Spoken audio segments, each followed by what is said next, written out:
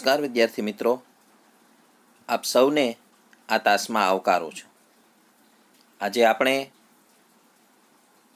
હિન્દી વિષયમાં પાઠ 9 ફૂલવારીનો અભ્યાસ કરીશું. બાળમિત્રો, તો આપણે પાઠ 9 ફૂલવારીનો અભ્યાસ કરીએ. અહીં તમે ફૂલવારી એટલે કે બગીચાનું ચિત્ર જોઈ રહ્યા છો.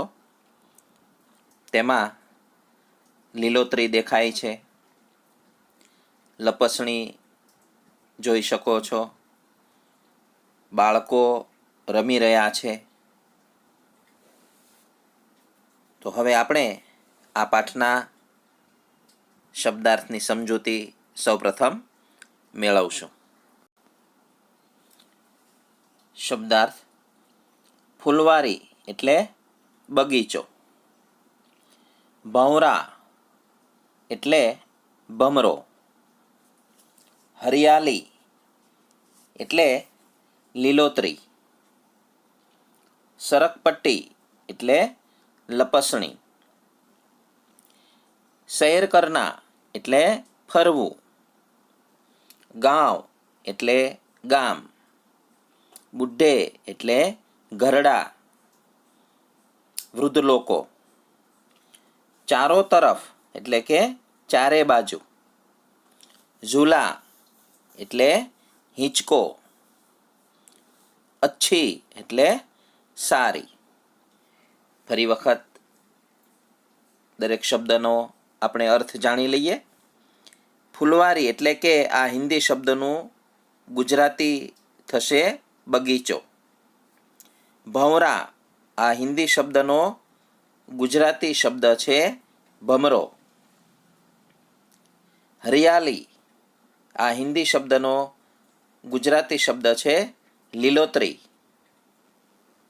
સરકપટ્ટી આ હિન્દી શબ્દ માટે ગુજરાતી શબ્દ છે લપસણી. સૈર કરના આ હિન્દી શબ્દ માટે ગુજરાતી શબ્દ છે ફરવું.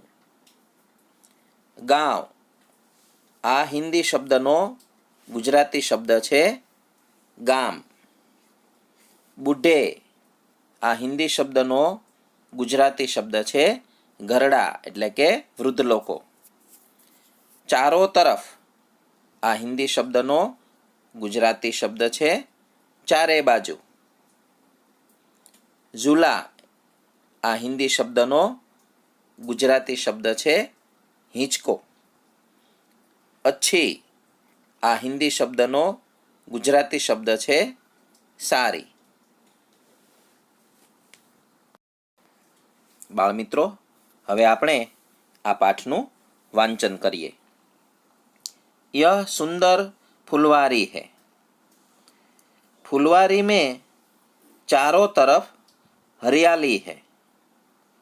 उसमें तरह तरह के फूल के पौधे हैं.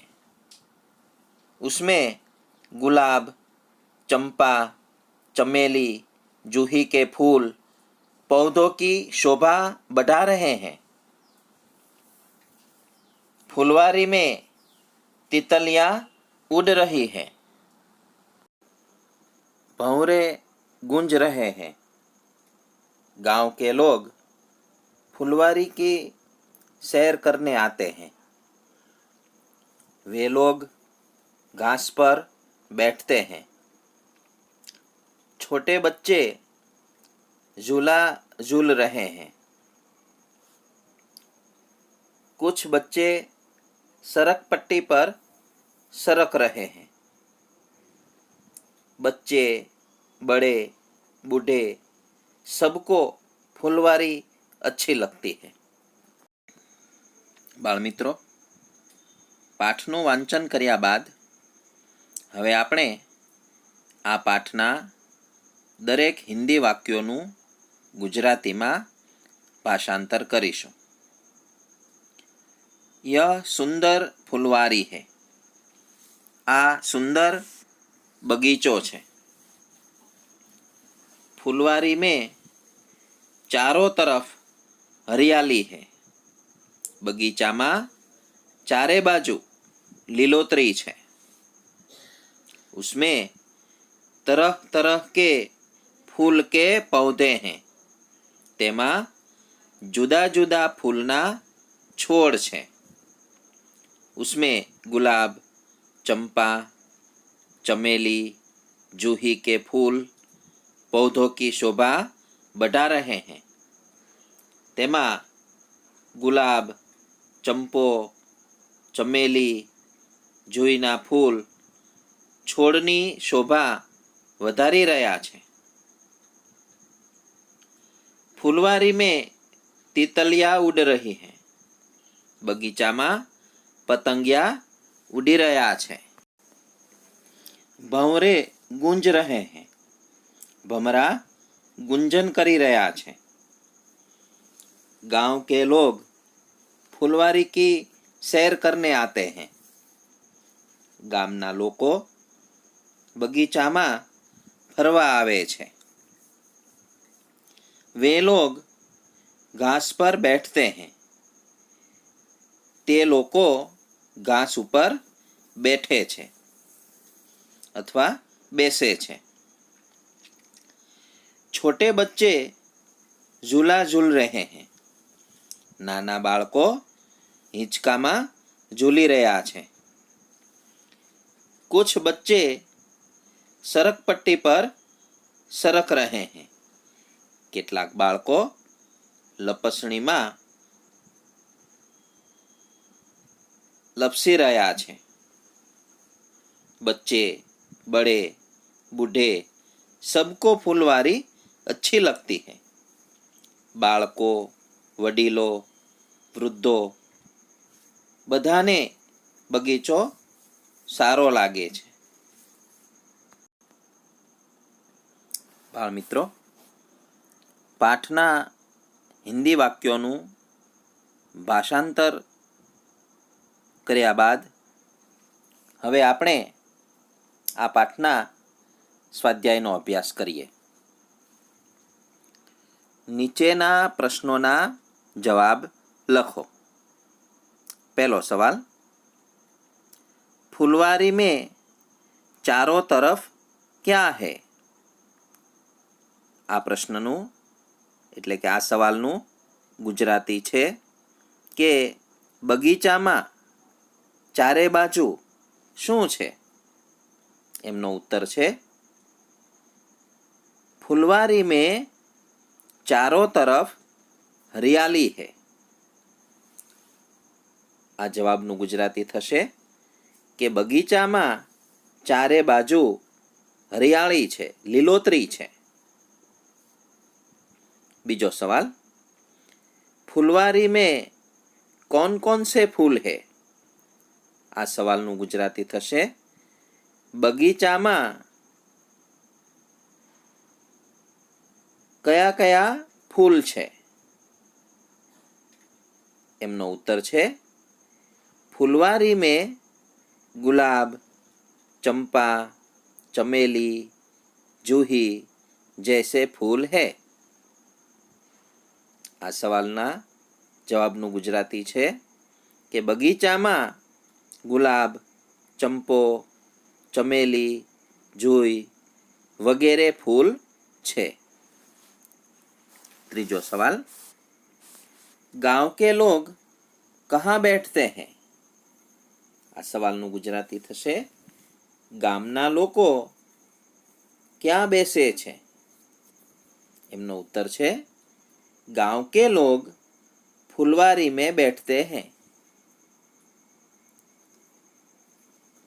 आ सवालना उत्तरनु गुजराती छे के गामना लोको बगीचामां बेसे छे।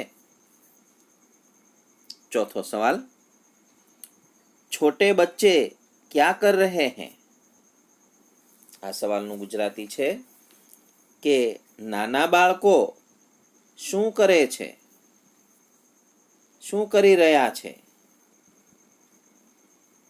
એમનો જવાબ છે छोटे बच्चे झूला झूल रहे हैं। એટલે કે નાના બાળકો હિંચકામાં ઝૂલી રહ્યા છે. 5મો સવાલ, फुलवारी किस किस को अच्छी लगती है? આ સવાલનું ગુજરાતી થશે કે બગીચો કોને કોને ગમે છે, કોને કોને સારો લાગે છે? એમનો ઉત્તર છે फुलवारी बच्चे बड़े बूढ़े सबको अच्छी लगती है. એમનું ગુજરાતી થશે કે બગીચો બાળકો, વડીલો, વૃદ્ધો બધાને સારો લાગે છે. નીચેના ગુજરાતી શબ્દો સામે હિન્દી શબ્દો લખો. પહેલો શબ્દ છે બગીચો. બગીચો શબ્દનો હિન્દી શબ્દ છે ફુલવારી. બીજો શબ્દ છે ઘરડા. ઘરડા શબ્દનું હિન્દી થશે બુઢે. ત્રીજો શબ્દ લપસણી. લપસણીનો હિન્દી શબ્દ છે સરકપટ્ટી. લીલોતરી. લીલોતરી શબ્દનો હિન્દી શબ્દ છે હરિયાળી. 5મો શબ્દ હિંચકો. હિંચકો શબ્દનું હિન્દી થશે ઝૂલા. નંબર 6 ગામ. ગામ શબ્દનો હિન્દી શબ્દ છે ગાંવ. બાળ મિત્રો, હજુ એક વખત આપણે આ પાઠના શબ્દાર્થનો અભ્યાસ કરી લઈએ.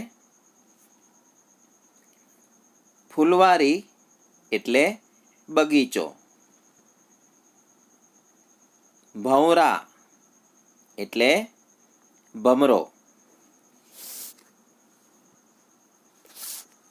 હરિયાળી એટલે લીલોતરી. સરકપટ્ટી એટલે લપસણી. સૈર કરના એટલે ફરવું. ગાંવ એટલે ગામ. બુઢે એટલે ઘરડા અથવા વૃદ્ધ. ચારો તરફ એટલે ચારે બાજુ. ઝૂલા એટલે હિંચકો.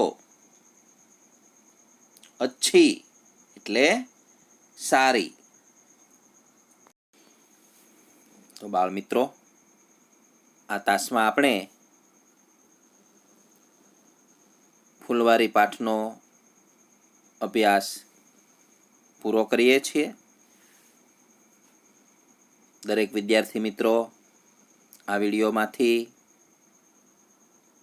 આ પાઠના શબ્દાર્થ, આ પાઠનું હિન્દીનું વાંચન કરવું, આ પાઠના શબ્દાર્થ પાકા કરવા, આ પાઠના હિન્દી વાક્યોનું ગુજરાતી વારંવાર વિડીયો દ્વારા સાંભળવું અને ત્યારબાદ આ પાઠના સ્વાધ્યાયના પ્રશ્નનો અભ્યાસ કરવો અને ગુજરાતી શબ્દનું હિન્દી યાદ રાખવું. આ દરેક પ્રશ્નનો ખૂબ સરસ રીતે અભ્યાસ કરજો અને યાદ રાખવા પ્રયત્ન કરજો. આવજો વિદ્યાર્થી મિત્રો.